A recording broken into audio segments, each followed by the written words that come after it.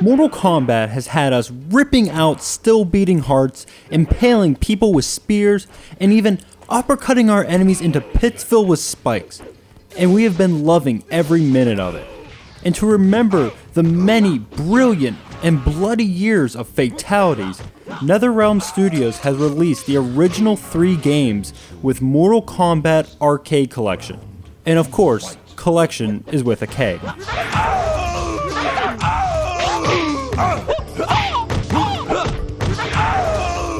Well done.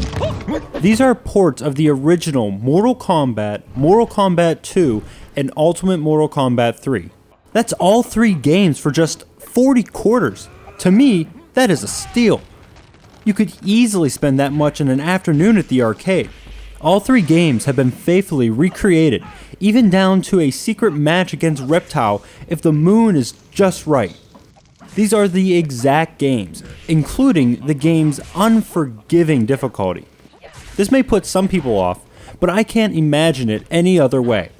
At least after you get destroyed here, you don't have to go back and wait in line by the machine for your next turn.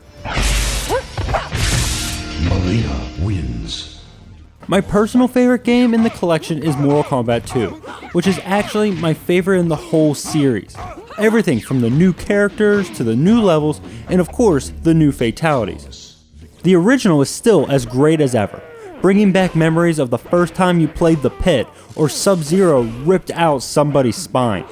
And while 3 may not be as polished as 2, it was still memorable, uppercutting your opponents through the sewer to the streets above.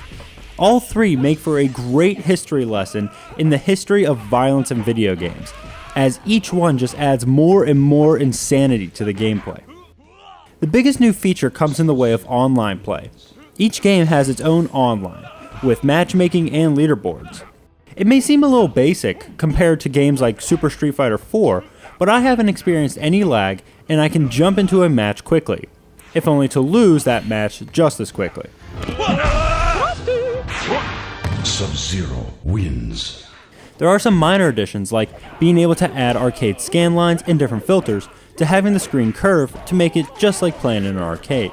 But these are really just minor mentions rather than selling points because the main focus is where it should be, and that's the gameplay. If you are a fan of the series or a fan of fighting games, I'm sure you don't need to hear any more.